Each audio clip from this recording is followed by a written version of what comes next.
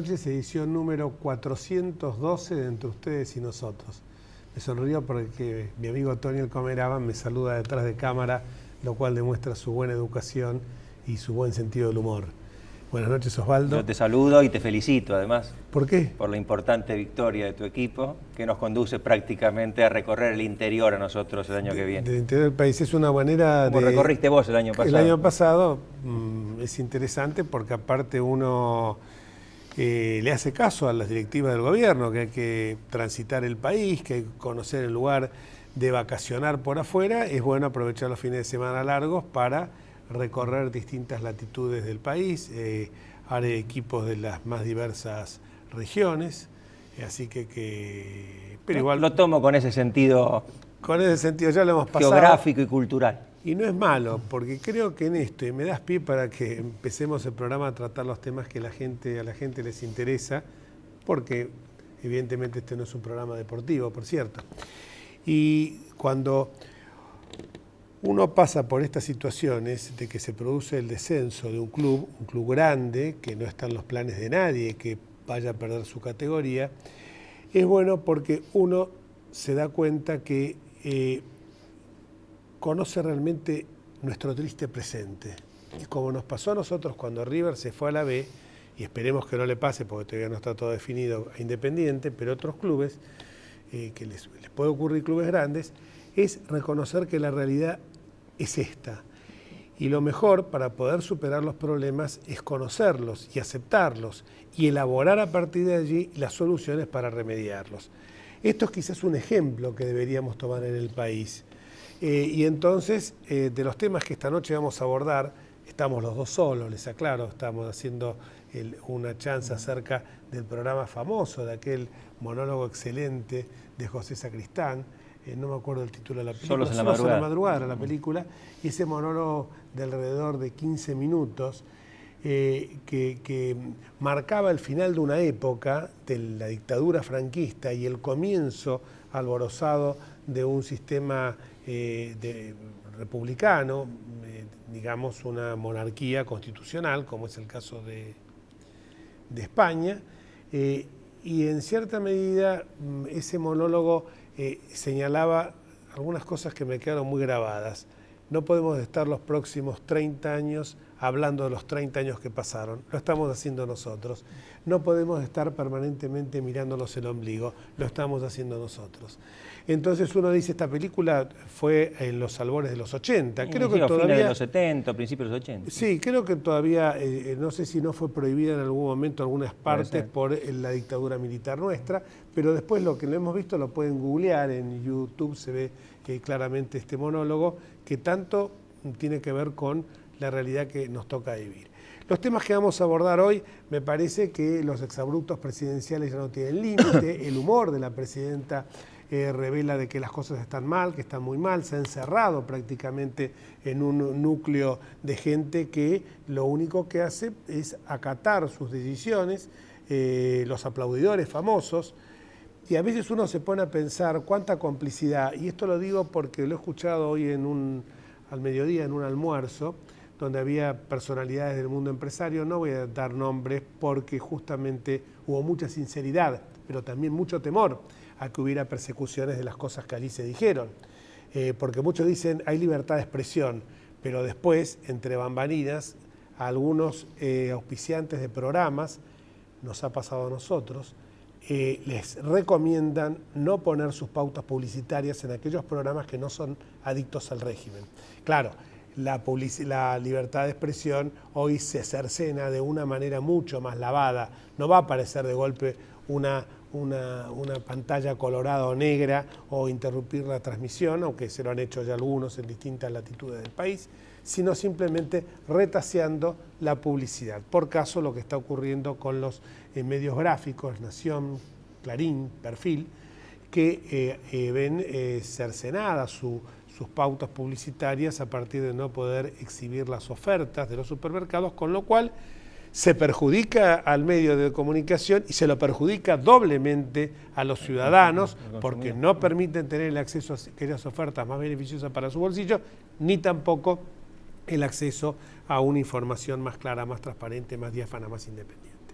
Claro, pero a propósito de lo que vos decías, los supermercadistas no han dicho nada, no han realizado ningún tipo de impugnación, lo acatan, lo podrán en la intimidad cuestionar, pero públicamente no lo hacen. No lo hacen. Y hay empresarios y no quiero con esto tener una expresión que hace pocos días, desgraciadamente, algún funcionario del gobierno dijo respecto de Scioli, que a los tibios los vomita Dios. Los vomita Dios, pero hay muchos de estos empresarios coicallan que después van a ser culpables de los males que se avecinan o que ya estamos viviendo en la República. Hablo de empresarios, hablo de políticos, dirigentes sindicales, periodistas, etcétera, etcétera.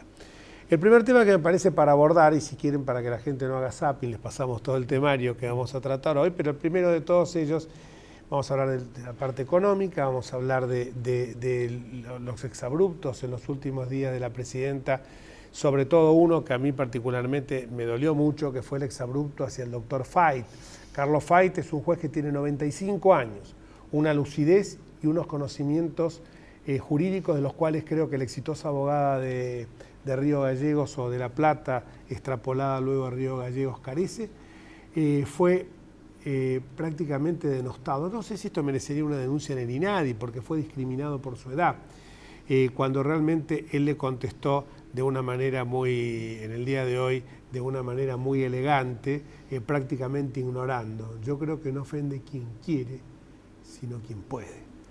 Y en este sentido me parece que enlodar la trayectoria de Fait, como molestarse por otros miembros de la igual Corte... Vamos a hacer, si te parece, alguna aclaración respecto ¿Seguro? de lo que de las imputaciones. Exactamente.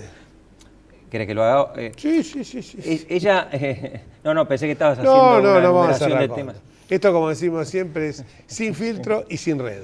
Ella dijo en una de sus peroratas habituales, esta vez contra la Corte, algunos de la Corte Suprema, y cayó Fait en la volteada, como quiso decir que todos eran políticos. Entonces dice Fait, que viene del Partido Socialista, ese juez centenario, que además no tendría que ser juez porque ya excedió largamente los 75 años y la Constitución que tanto me reclaman a mí que cumpla, dice, no la cumple él mismo. Bueno, y entonces dice que se fue beneficiado por una acordada de la Corte. Esta exitosa abogada, le debemos aclarar que una cosa es una acordada y otra cosa es un fallo. Fait promovió un amparo en su momento cuando la reforma constitucional de 1994 estableció un límite de edad para los jueces a los 75 años y que después podrían renovar su cargo con designaciones sucesivas de 5 con acuerdo del Senado. Esta restricción fue cuestionada por Fait. Me acuerdo que su letrado patrocinante fue nuestro estimado doctor Alberto Antonio Espota, querido colega y profesor. Que siempre recordamos con un gran cariño, por cierto. Así es. Y la Corte le hizo lugar al planteo de decir, y es un fallo notable, singular, porque es la primera vez y única que un aspecto de una reforma constitucional es tenido como inconstitucional por la justicia. Con un agravante. La Corte no lo declaró solo inconstitucional, sino nulo. De manera que no es que solo beneficia a Fait, sino que no se le podría aplicar a ningún otro juez. Y eso es porque la Corte entendió que la Convención Constituyente se había excedido respecto de los temas habilitados por la Ley Declarativa de la Reforma de fines de 1993. En nuestro proceso de reforma constitucional el Congreso habilita y la Convención Constituyente sanciona, pero en nuestra práctica, y lo decía la propia ley, todo aquello que se exceda de lo habilitado no es considerado nulo. Este fue el tema, o sea, no fue una acordada que es una decisión administrativa de la Corte. El fallo generó muchas críticas, entre otras la más dura, creo que fue la de nuestro también amigo el doctor Antonio María Hernández. Consideró que no era inconstitucional, él había sido más convencional constituyente. Ahora, como fuere, la Corte se pronunció, esto fue hace casi 20 años, y esto ya es derecho vigente. Ahora, pretender injuriar a Fait, que es un hombre, de, como decís vos, de 95 años, para todos los que hemos estudiado en la Facultad de Derecho y ejercemos la abogacía, es una figura consular. Consular. ha sido profesor titular de Derecho Político, fue profesor mío. Presidente de la Asociación de Abogados, ha escrito infinidad de libros y artículos y sigue trabajando con mucho vigor y con mucha lucidez. De manera que esa referencia descalificatoria creo que se vuelve en contra de quien la mencionó. Pero fíjate que este tema de Fayt y se relaciona con el tema de la Corte y está todo entrelazado con la pomposamente llamada justicia legítima. También hubo algunas imprecaciones hacia Lorenzetti, hacia Zaffaroni, les recordó que los había nombrado ellas, porque también pensemos que hace poco ese monje negro, ese Rasputín que está detrás del trono, que se llama Carlo Zanini, dijo, esta no es la corte que nosotros habíamos pensado cuando la designamos. Lorenzetti y Zaffaroni le deben el nombramiento a Cristina Fernández. En el caso de Lorenzetti ha demostrado, más allá que de algún aspecto que se le pueda cuestionar, ha demostrado una independencia y ha demostrado realmente ser una persona sólida en cuanto a sus conocimientos. Uno, obviamente, vivimos, gracias a Dios, todavía en un país donde puede no coincidir totalmente con las opiniones de una persona y en el derecho a ser diferente está la riqueza que nos brinda esta tierra. Pero, ¿qué es lo que ocurre? Les cuestionó que les dijo que en el caso de ellos eran militantes, porque Zaffaroni, por ejemplo, provenía del FREPASO, fue compañero mío en la Convención Constituyente.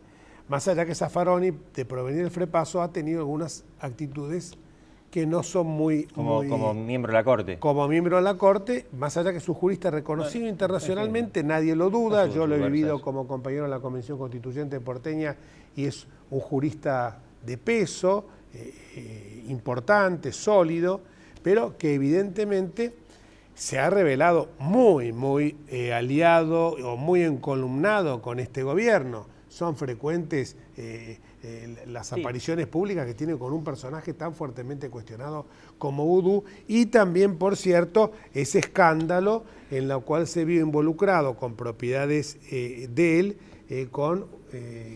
que habían sido alquiladas para prostíbulos.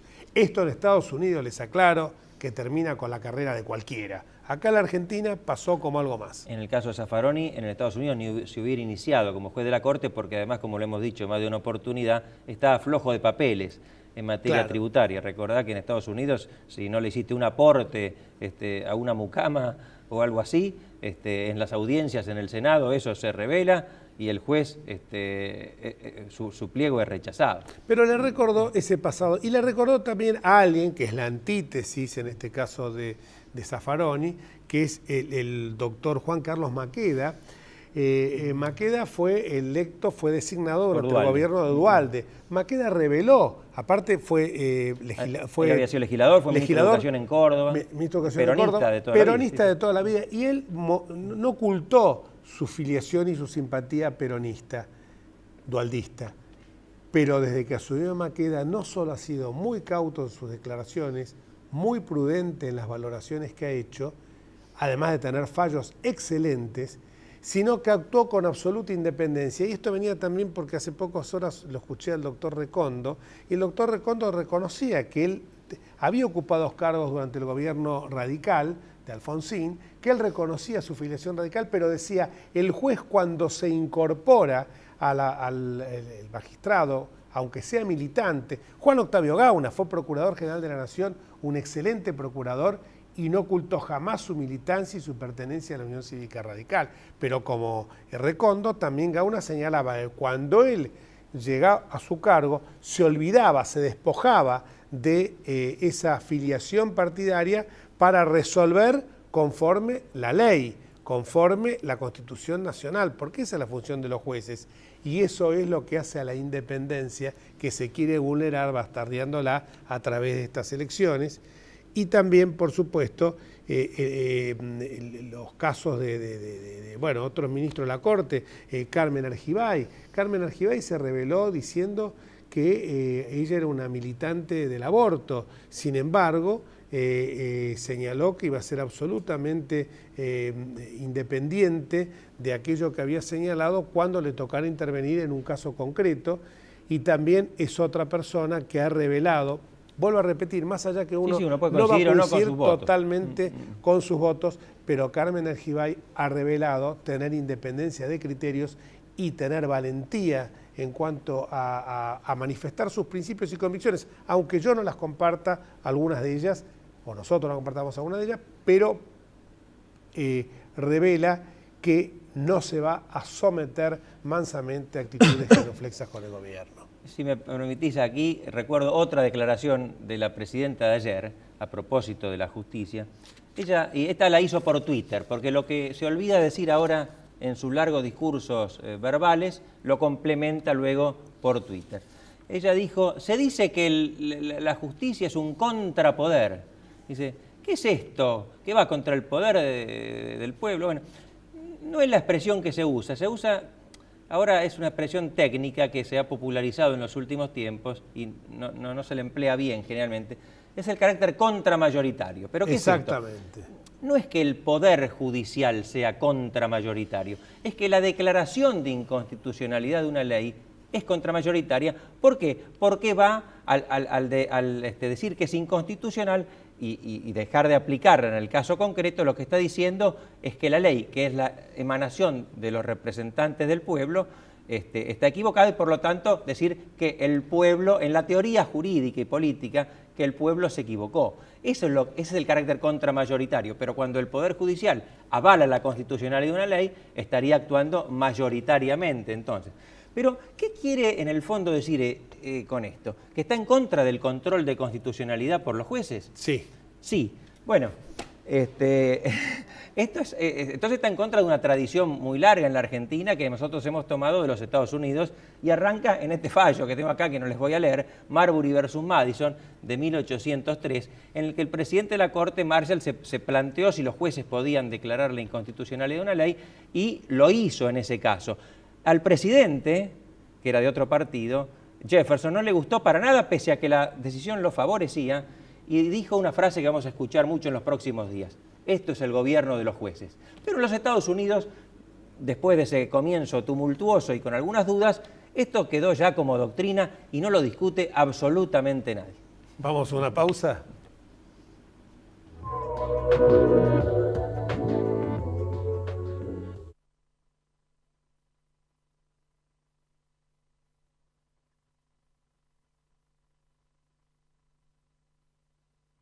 Vivimos en un mundo que necesita minerales, pero sabemos que, antes que nada, necesitamos un mundo donde vivir.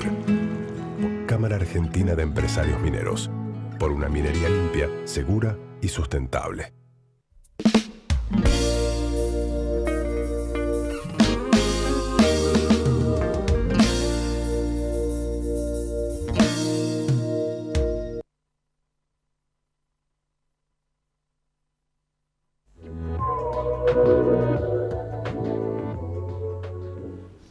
Bueno, seguimos con el fallo, no vamos a agobiarlos a los... Ya los agobio a los alumnos. A los alumnos en la facultad. Por otra parte, respecto de esto, quiero señalar de que hemos presentado hace muy pocas horas una medida, una acción de amparo contra la designación de los miembros del Consejo de la Magistratura que son representantes de los abogados y de los jueces y que no, porque se alteraría, se dinamitaría el sentido del artículo 114 de la Constitución, esta malhadada ley 26855. Porque evidentemente si son representantes, como lo dijimos el otro día con el fiscal Ricardo Sanz y con el doctor Jorge Rizzo, son representantes los abogados y los jueces, lo tienen que votar los abogados y los jueces. Entonces hemos presentado una acción de amparo no solamente contra esta parte de la ley 26855, sino contra todo el esquema y aparataje que es la domesticación de la justicia.